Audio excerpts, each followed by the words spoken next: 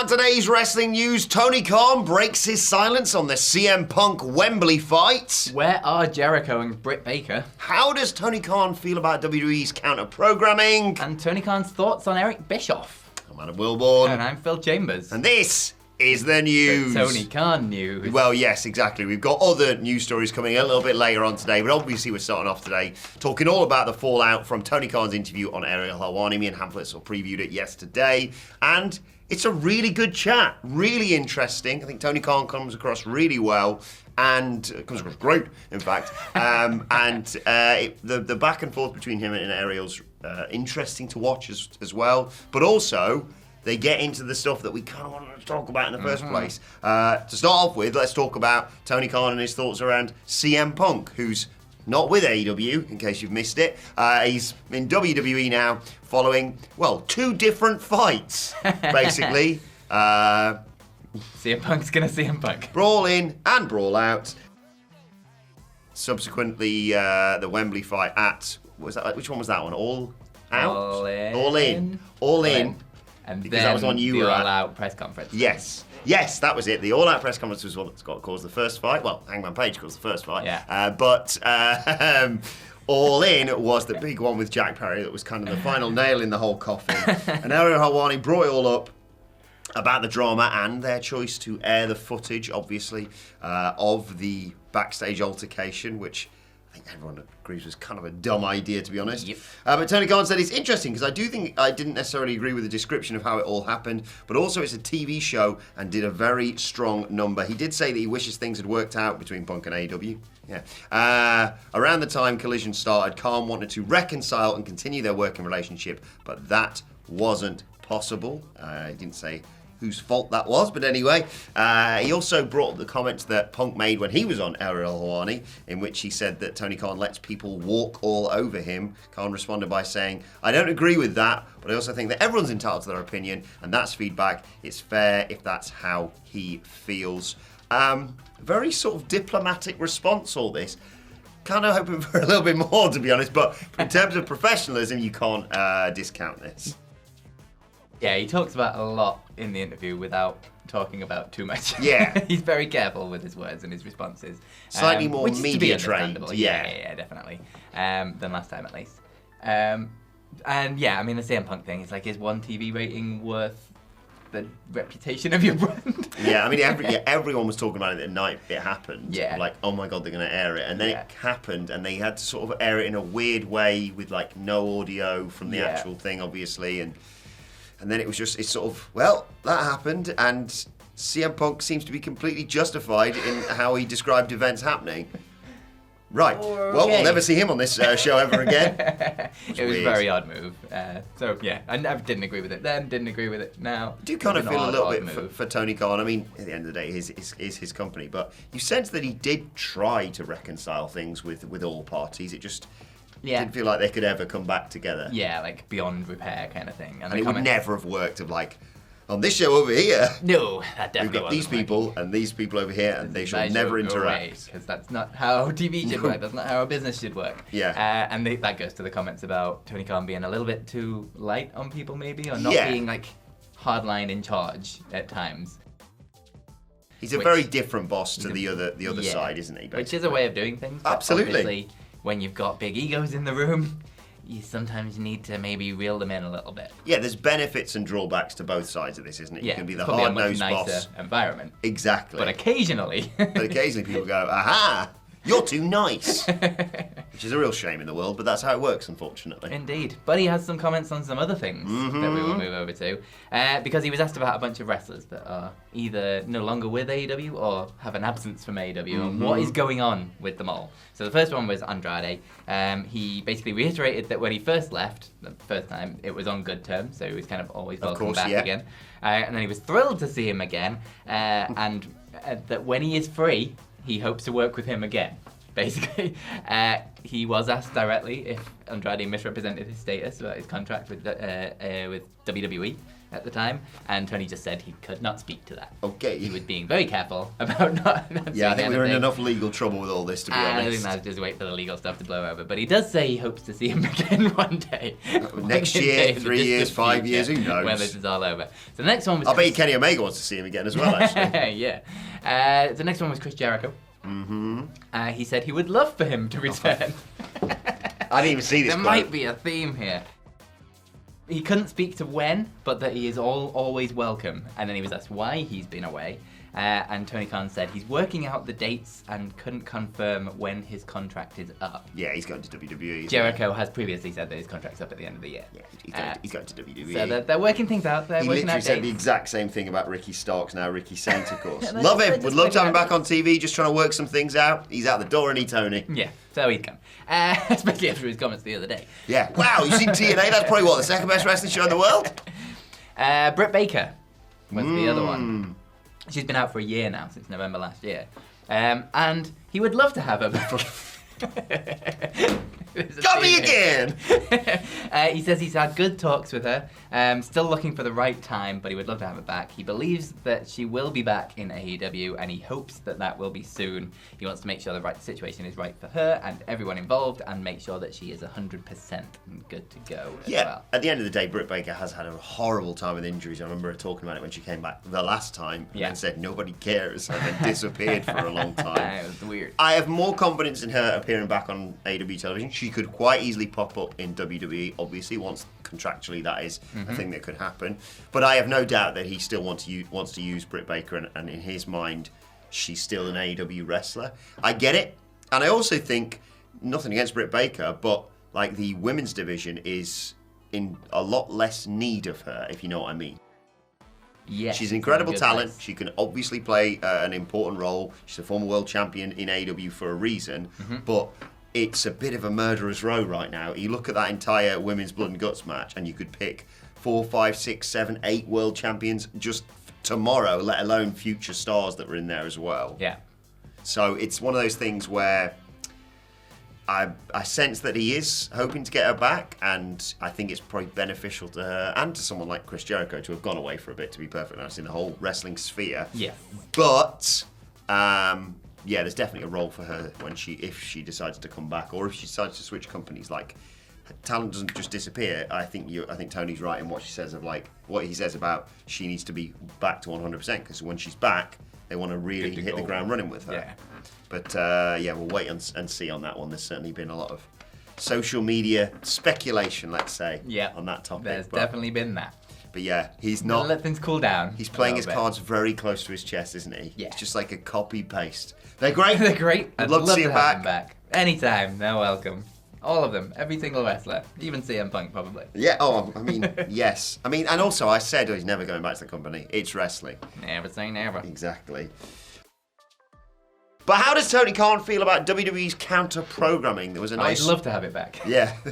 he's great, can really play a role. No, just working out dates. There was a nice end for this question, because it is kind of just sort of on the nose to be like, WWE kind of sandbagged you a little bit this year, didn't they? But obviously, Matt and Jeff Hardy were on Aaron Helwani's podcast a while back, and Matt Hardy talked about now being in TNA and sort of WWE through that sort of door, and saying that the WWE TNA partnership may have been somewhat created to hurt AEW.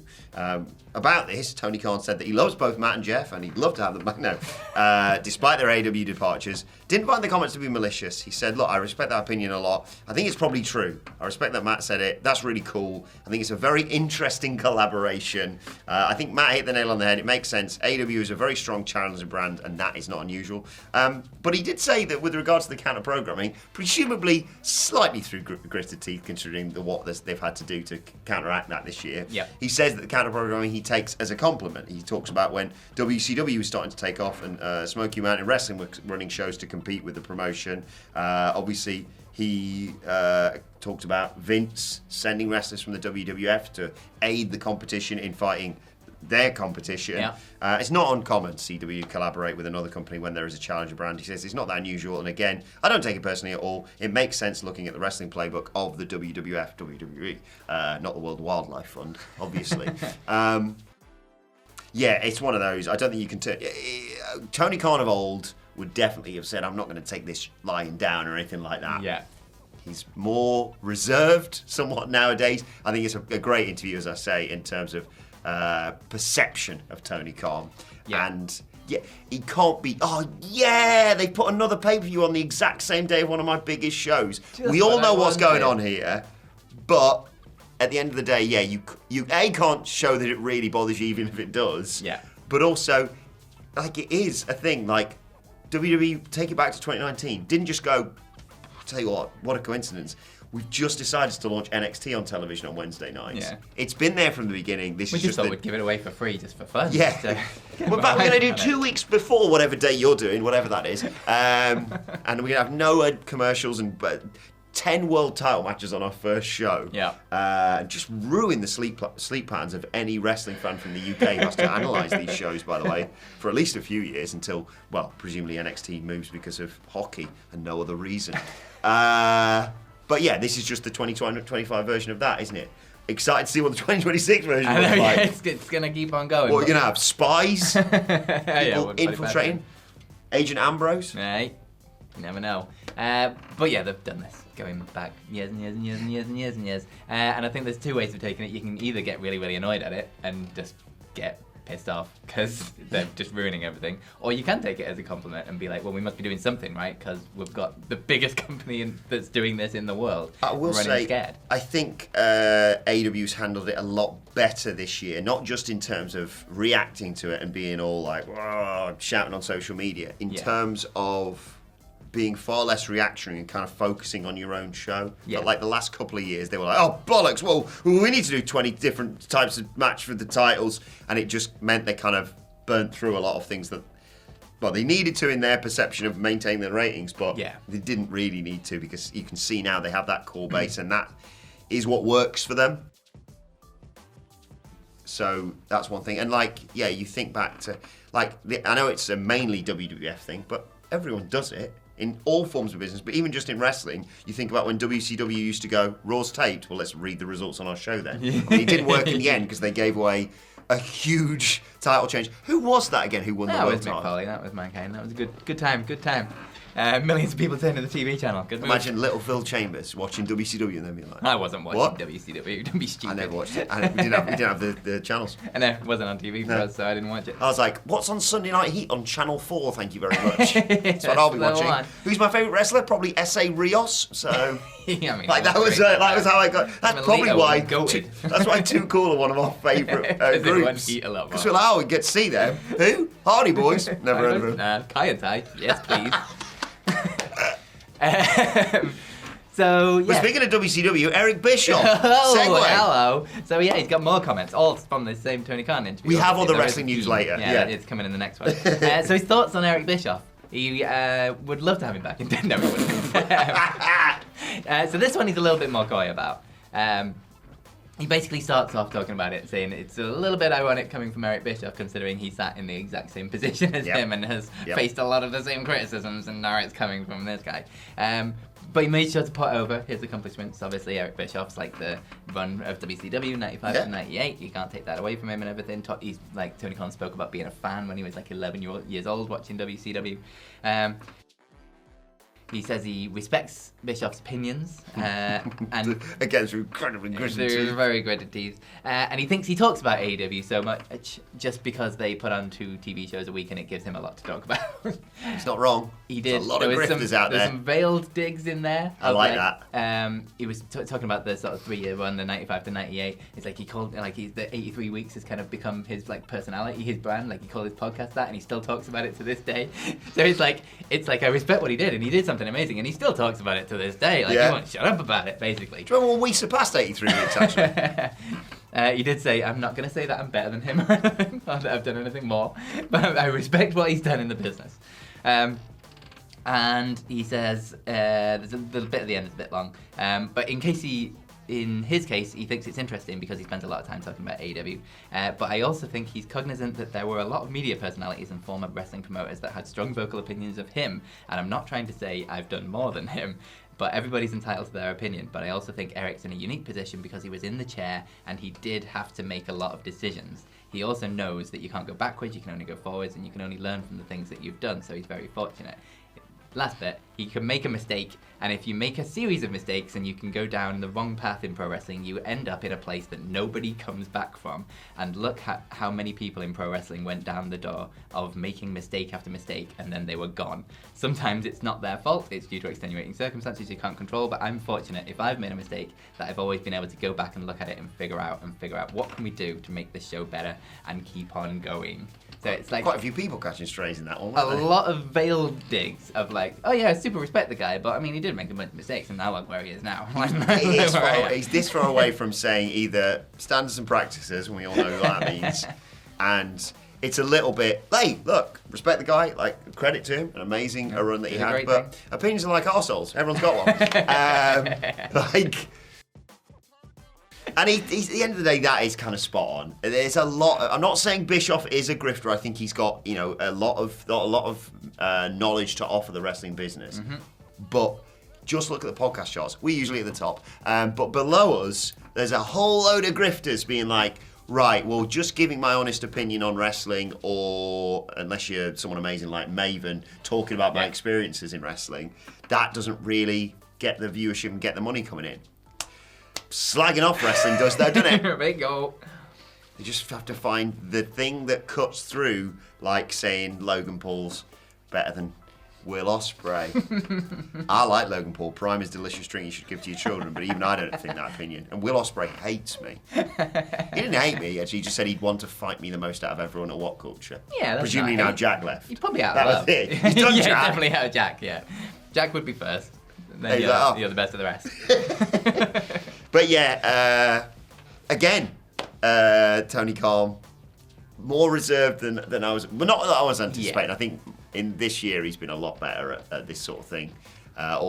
Maybe not better, because it was still good when he used to do it. It was it was more entertaining when he used to just kind of blow up everything. Or even better than the interviews or the press conferences, when he'd just be going on Twitter like 3 a.m. being like, right, who's getting it? And like, it didn't matter if you were Eric Bischoff or Triple H or just some random Twitter follower who happened to say like, I didn't really like that angle. Well, okay, you're getting both barrels. That was kind of fun as well, but I think it's well worth checking out this interview on Ero Hawani. Yeah, definitely. It's a very interesting watch. Yeah, but we will bring you other wrestling news a little bit later on today. No Tony Khan in sight. No, we promise. But for now, let us know your thoughts on everything we discussed in the comments section below. Don't forget to like, share, subscribe. Oh, and by the way, this works for because it's his Great North Run thing that I made for him. Congratulations to Andy Murray and all of Scotland for qualifying for the World Cup. I was messaging Murray as I watched the game last night. Incredible achievement. Just hope that Ireland can follow that, and Wales in the playoffs that we have to come. But yeah, fantastic news. A little bit of soccer tangent there to wrap things up. But for now, we'll be back in a bit. He's been Phil, I've been me. See you later. Check out this. It's a good video. I don't know what it is. It's great. Click.